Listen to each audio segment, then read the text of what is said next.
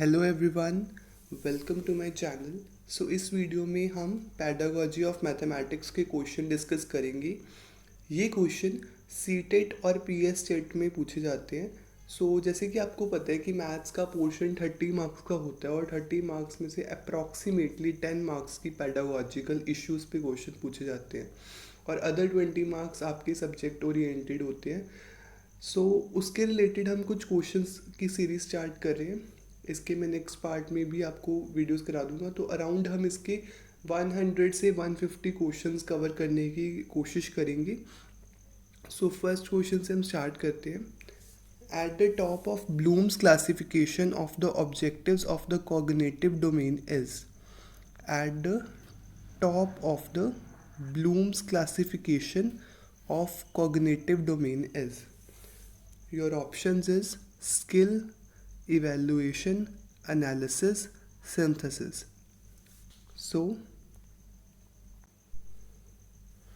जैसा कि आप इस पिक्चर में देख सकते हैं कि ब्लूम्स टेक्सोनॉमी के लिए सबसे टॉप पर क्या है? इवैल्यूएशन। सबसे बिलो क्या है? नॉलेज। हमें जब भी कोई चीज़ स्टार्ट करनी है सबसे पहले हमें नॉलेज इकट्ठी करनी है उसके बारे में। नॉलेज मतलब उसके बारे में हमें डिस्कवरी करनी है, हमने लिस्ट करना है, हमें लोकेट करना है, सब कुछ अच्छे से करके फिर हमने जाना है। फर्स्ट स्टेप हमारा होएगा नॉलेज गेन करना। Then we will comprehension. Comprehend मतलब कॉम्प्रीहेंड करेंगे, समराइज करेंगे उसके बारे में। थर्ड होता है कि उसको हम अपनी नॉलेज को क्या करेंगे? अप्लाई करेंगे। फोर्थ है एनालाइज करेंगे, ऑर्गेनाइज करेंगे आइडियाज़ को। फिफ्थ है हमारे पास सिंथेसिस करेंगे और द सिक्स्थ इज सिंथेसाइज और क्रिएट करेंगे न्यू आइडियाज़। और सिक्स्थ होता है इवैल्यूएशन। इवैल्यूएशन मतलब हम असेस करेंगे खुद को, सॉल्व लाइक जजिंग करेंगे, रेटिंग होगी, है ना। जब भी किसी चीज़ को आपने स्टार्ट करना है सबसे पहला स्टेप आपका होएगा नॉलेज। आपने उसके बारे में पूरी नॉलेज कलेक्ट कर लेनी है। सेकेंड स्टेप होगा आप उस नॉलेज जो आपने नॉलेज कलेक्ट की उसको आप कॉम्प्रीहेंड करेंगे। ठीक है। कॉम्प्रीहेंड करने के बाद आप उसको क्या करेंगे? अप्लाई करेंगे। अप्लाई करने के बाद आप उसका क्या करोगे? एनालिसिस करोगे। एनालिसिस करने के बाद आप उसमें अपने नए आइडियाज़ को क्रिएट सिंथेसिस कर सकते हो और लास्ट स्टेप होएगा आप अपनी इवैल्यूएशन करोगे। अगर आपसे पूछा जाए सबसे टॉप पर क्या है, तो सबसे टॉप पर क्या आएगा? इवैल्यूएशन। अब जैसा कि इस क्वेश्चन में हमने डिस्कस किया था कि ब्लूम्स क्लासिफिकेशन में सबसे टॉप पर क्या है, सबसे टॉप पर क्या है? इवैल्यूएशन। इवैल्यूएशन के बाद पहले था सिंथेसिस, राइट। इस तरीके से आपको इस क्वेश्चन का आंसर देना है। आप उस पिक्चर से अच्छे से क्लियर कर पा रहे होंगे इस क्वेश्चन को। नेक्स्ट क्वेश्चन है at a nursery stage which method of teaching and writing is appropriate to use. Nursery stage पर हम इन मेथड्स में से कौन सा मेथड यूज़ करेंगे? नर्सरी स्टेज पर जो मेथड यूज़ किया जाता है वो होता है किंडरगार्टन मेथड। Kindergarten method.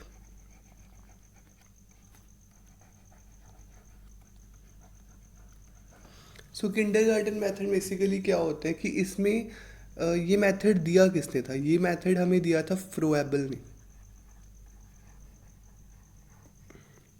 इसमें होता है कि हम बच्चों को लर्निंग करवाएं, मतलब बहुत ही फन वे में, लाइक हम म्यूज़िक यूज़ करके, वेरियस आर्ट फॉर्म यूज़ करके और बड़े ही अच्छे तरीके से हम उनको लर्निंग करवाएं। इसमें कोई भी जैसे उनको जैसे हम उनको इवेल्युएट, है ना, स्ट्रेस नहीं दिया जाएगा स्टूडेंट्स को ज़्यादा, है ना। हम ज़्यादा उनको करिकुलम जैसे नहीं दे सकते। हम उनको चीज़ें समझाएंगे वेरी फन और इंटरेस्टिंग वे के साथ, लाइक म्यूज़िक के साथ हम उनको, राइम्स के साथ हम उनको पढ़ा सकते हैं। राइम्स के साथ वो इजीली समझ सकते हैं। इस तरीके से हम करवाएंगे। इसका आंसर आएगा option 3, that is kindergarten method. Next question is who first of all gave the taxonomy of educational objectives. इनमें से सबसे पहले taxonomy of objectives, educational objectives किसने दी थी? So right answer is Bloom. So Bloom ने सबसे पहले टेक्सोनॉमी दी थी। So this is the correct answer. Next question है, the best way to assess teachers classroom behaviour is to. Teachers का क्लासरूम बिहेवियर को बेस्ट वे किस तरीके से हम असेस कर सकते हैं? आस्क द स्टूडेंट्स, स्टूडेंट से पूछकर। Use Flanders 10 category system, both 1 and 2, none of the above. So its right answer is use Flinders 10 category system.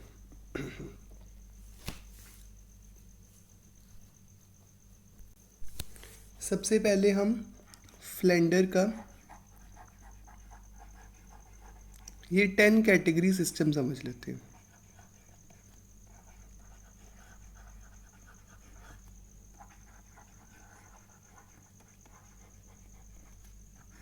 देखिए, फ्लेंडर्स का 10 कैटेगरी सिस्टम में हमें 10 पॉइंट्स दिए गए हैं। उन 10 पॉइंट में सबसे पहले आता है कि टीचर्स टॉक। सबसे पहले आती है टीचर्स टॉक। टीचर्स टॉक में आता है, फर्स्ट आता है कि टीचर जो बच्चों के साथ जैसे आप कॉन्वर्जेशन कर रहे हो तो आप उनकी जो फीलिंग है उसको एक्सेप्ट कर रहे हो कि नहीं। सो ये हमारा फर्स्ट पॉइंट आता है। सेकंड आता है कि आप उनको इनकरेज कर रहे हो। इनकरेज हम कैसे कर सकते हैं अब क्लास में, ये सारा हम वर्बली देखेंगे कि वर्बली कैसे इनकरेज करना है, नॉन वर्बली नहीं। सो इनकरेज जैसे आप उनकी प्रेज कर सकते हो क्लास में, आप उनको कोई रिमार्क दे सकते हो लाइक गुड, वेरी गुड। सो अगर ये टीचर दे रहा है तो उसको इस तरीके से जज किया जाता है। जैसे कि अगर आप क्लास रूम में टीच कर रहे हो तो आपको इस तरीके से जज किया जाता है। सो आपको रिमार्क्स देने होते हैं स्टूडेंट्स को। थर्ड आता है कि आप उनके आइडियाज़ को एक्सेप्ट कर रहे हो। जैसे आपने कुछ पूछा तो बच्चों ने अपने आइडियाज़ दिए तो आप उनके आइडियाज़ को एक्सेप्ट कर रहे हो। फोर्थ पॉइंट है कि आप बच्चों को क्वेश्चन आस्क कर रहे हो, कि जैसे आप कोई भी टॉपिक पढ़ा रहे हो तो आप बीच बीच में से उनसे क्वेश्चनिंग कर रहे हो ताकि उनका इंटरेस्ट बना रहे टॉपिक में। टीचर्स टॉक के बाद आता है इनिशिएशन। इनिशिएशन में आता है कि आप क्या क्या इनिशिएशन मतलब इनिशिएट क्या कर रहे हो। फर्स्ट आता है इसमें, फिफ्थ पॉइंट है विच इज़ लेक्चरिंग। लेक्चर में क्या होता है कि आपने लेक्चरिंग में क्या होता है कि आप उनको अच्छे से कंटेंट, जो आपका कंटेंट है, मान लीजिए आप क्वाड्रिलेटरल्स के बारे में पढ़ा रहे हो तो क्वाड्रिलेटरल आप अच्छे से पढ़ा रहे हो कि नहीं, कि आपका कंटेंट अच्छा है कि नहीं, वो इसमें जज होता है। सिक्स्थ होता है गिव डायरेक्शन। इसमें आप क्या होता है कि आप बच्चों को डायरेक्शन प्रोवाइड करोगे कि उनको क्या करना है, लाइक उनको किस तरीके से इस चीज़ को समझना है, डायरेक्शन प्रोवाइड करना। सेवन्थ पॉइंट है क्रिटिसाइज करना। जब आपको मान लीजिए कोई बच्चा क्रिटिसाइज कर रहा है तो आप उसकी जस्टिफिकेशन किस तरीके से दे पा रहे हो उनको, मतलब जस्टिफाई कैसे कर पा रहे हो जो भी आप कह रहे हो। फिर आता है कि प्यूपिल टॉक।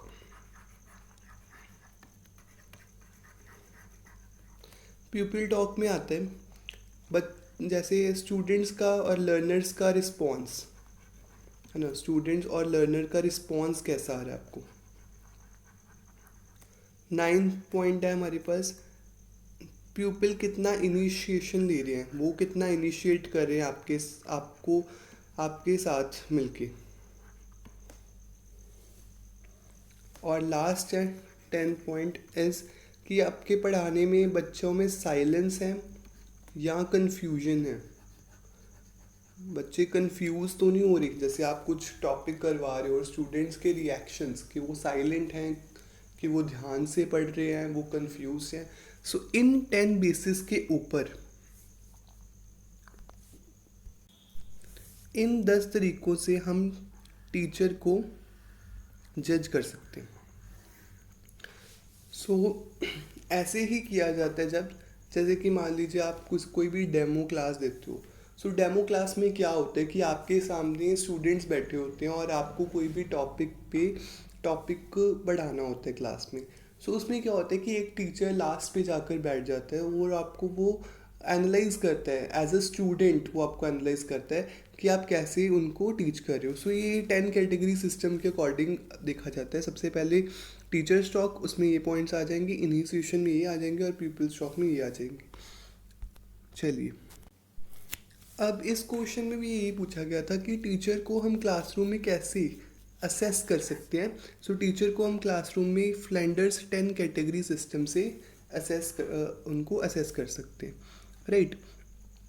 अब इनकी कुछ लिमिटेशन भी थी, जैसे कि टीचर टॉक में उन्होंने हमें काफ़ी सारे पॉइंट्स दिए, बट जो प्यूपिल टॉक है उसमें उन्होंने हमें जस्ट 2 पॉइंट्स दिए।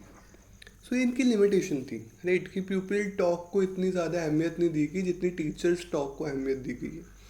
सो ऐसे एवेल्यूएशंस में इनके कुछ लिमिटेशंस भी थे फ्लैंडर्स 10 कैटेगरी सिस्टम के।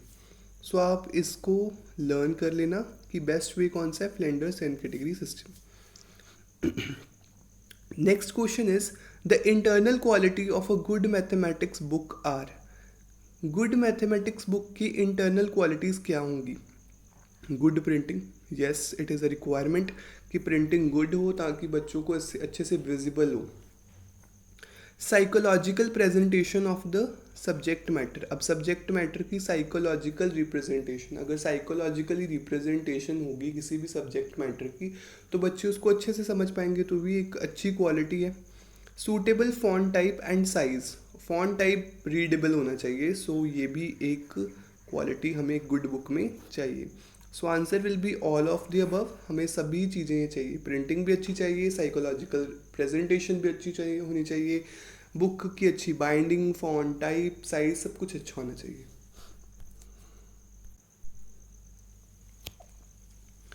Next question is the introductory question should be based on. जो इंट्रोडक्टरी क्वेश्चन होता है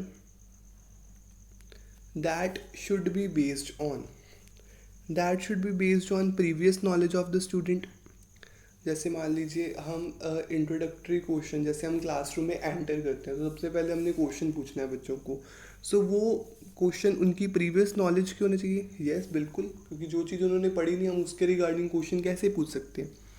क्वेश्चन ईजी होना चाहिए, डिफ़िकल्ट नहीं होना चाहिए बिल्कुल, बिकॉज नेक्स्ट टॉपिक के जाने से पहले आप उनको थोड़ा सा कॉन्फिडेंस गेन करवाओगे, ताकि हम थोड़े इजी और लाइट क्वेश्चन पूछेंगे, उनसे ज़्यादा टफ क्वेश्चन नहीं पूछेंगे, क्योंकि ज़्यादा टफ क्वेश्चन पूछने से स्टूडेंट डीमोटिवेट हो सकता है। सो हम क्वेश्चंस का लेवल जो है वो इजी ही रखेंगे और वो क्वेश्चन उनकी प्रीवियस नॉलेज में होना चाहिए। थर्ड है कि लिंकेज होना चाहिए, यस ऑफ कोर्स। अगर मान लीजिए आप कोई टॉपिक करवाने जा रहे हैं, मान लीजिए आप कंपाउंड इंटरेस्ट करवाने जा रहे हैं क्लास में, सो आप क्वेश्चन जो पूछोगे, ऐसा तो नहीं है ना कि आप जो क्वेश्चन क्लास में इंट्रोडक्टरी क्वेश्चन पूछ रहे हो वो आप ट्रिग्नोमेट्री का पूछ रहे हो, नहीं। सो कंपाउंड इंटरेस्ट पढ़ाने जा रहे हो तो आप क्वेश्चन भी क्या पूछोगे, लाइक सिंपल इंटरेस्ट के बारे में पूछ लोगे, या आप जस्ट इंटरेस्ट के बारे में पूछ लोगे, या आप उनके रिलेटेड कुछ इस तरीके से ही क्वेश्चन पूछ सकते हो, मतलब वो टॉपिक के साथ उसका लिंक ज़रूर होना चाहिए। सो लिंकेज इज़ ज़रूर necessary.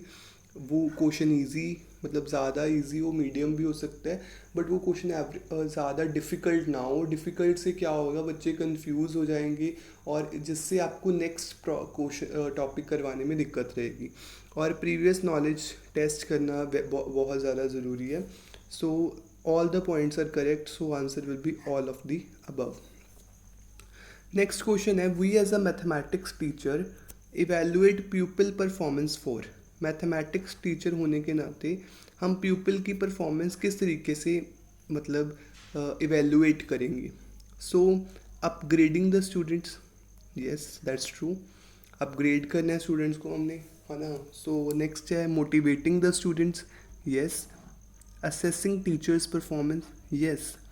So answer will be all of the above, right. So correct answer is all of the above. I hope आपको ये समझ आ रहा होगा। The device use to make teaching method more effective are known as. Teaching method को more effective बनाने के लिए इनमें से कौन सा डिवाइस हमें यूज़ करना चाहिए? That is techniques of teaching, that is techniques of teaching, not principal of teaching, not methodology of teaching. So you must know techniques of teaching. Teaching method को और बेहतर बनाने का मेथड हम डिवाइस कौन सा यूज़ करते हैं? Techniques of teaching. टेक्निक, यही आंसर साइंसेस में भी होगा, साइंस में भी ऐसा क्वेश्चन पूछ सकते हैं, technique of teaching of science as well as math. So हम टेक्निक को मोर इफेक्टिव बना सकते हैं। Which is not a method of teaching mathematics? Grammar, translation, direct method, inquiry method. So inquiry method is a method of,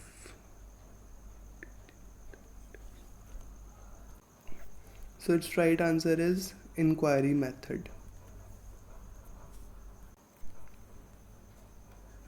Next question is max of teaching is. So max of teaching is to proceed from easy to complex. Easy से हम कहाँ जाएंगे? Complex की तरफ। पहले हम easy methods बताएंगे, फिर हम कॉम्प्लेक्स मेथड की तरफ जाएंगे।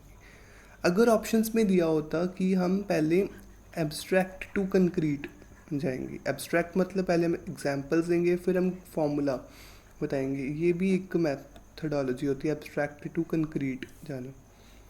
लाइफ के साथ लिंक तो करना ही है, बट मैक्स ऑफ टीचिंग ये होएगा। उसके बाद proceed from high to low, no. Read more and more, no. ज़्यादा रीडिंग भी नहीं करनी, over reading is not necessary. So हमने क्या करना है? प्रोसीड करना है, easy to complex is the right answer.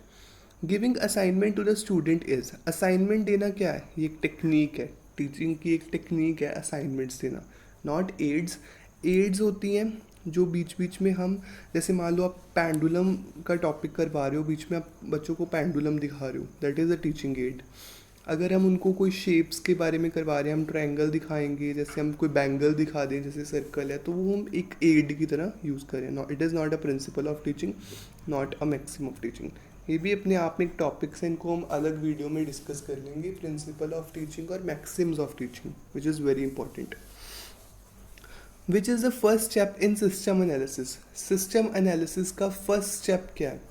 System analysis का फर्स्ट स्टेप है फॉर्मुलेशन ऑफ ऑब्जेक्टिव। जब भी हम किसी सिस्टम एनालिसिस की तरफ जाते हैं, सबसे पहले हमें ऑब्जेक्टिव क्लियर होना चाहिए। ऑब्जेक्टिव क्लियर नहीं होएगा तो हम कभी भी सिस्टम एनालिसिस नहीं कर पाएंगे। उसके बाद आएगा analysis, collection of data, then आएगा एनालिसिस ऑफ डेटा, देन आएगा रिव्यू। सो सबसे पहला स्टेप उन्होंने पूछा है फर्स्ट स्टेप, तो वो क्या होएगा? फॉर्मुलेशन ऑफ ऑब्जेक्टिव्स, ऑब्जेक्टिव्स को फॉर्मुलेट करना।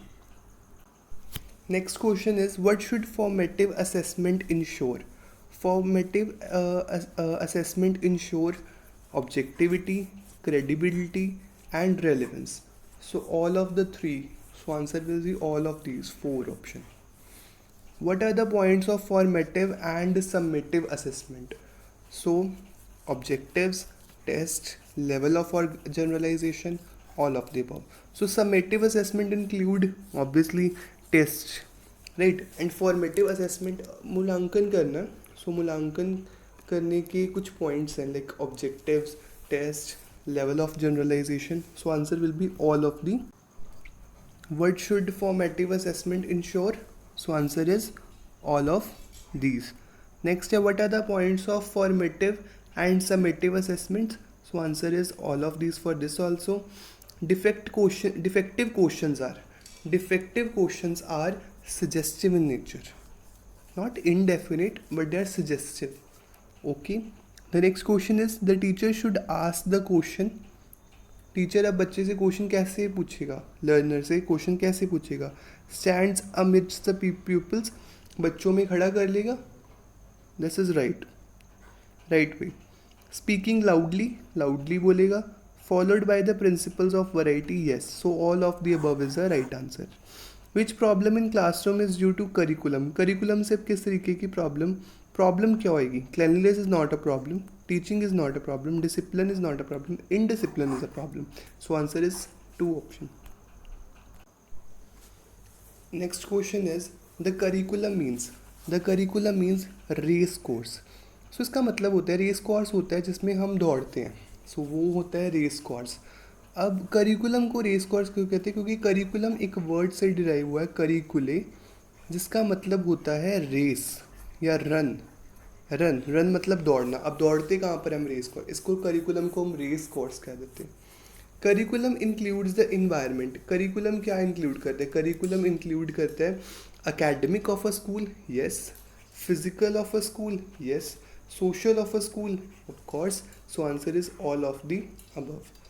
Next question is, the main component of curriculum development is educational objectives, second is content, third is teaching method, and four is all of the above. So we all need educational objectives, content भी चाहिए, teaching methods भी चाहिए. So answer is all of the above. So if you like this video, please give it a upvote and subscribe to my channel and press the bell icon. So इस तरीके की और videos के साथ हम आपको मिलते रहेंगे. सो हम पैडागॉजी ऑफ मैथमेटिक्स के क्वेश्चंस करेंगे, जिससे आप एग्ज़ाम में वो जो 10 क्वेश्चन है उनका कोई फोबिया ना रहे और आप अच्छे से उन 10 क्वेश्चंस को अटेम्प्ट कर सको. Thank you very much.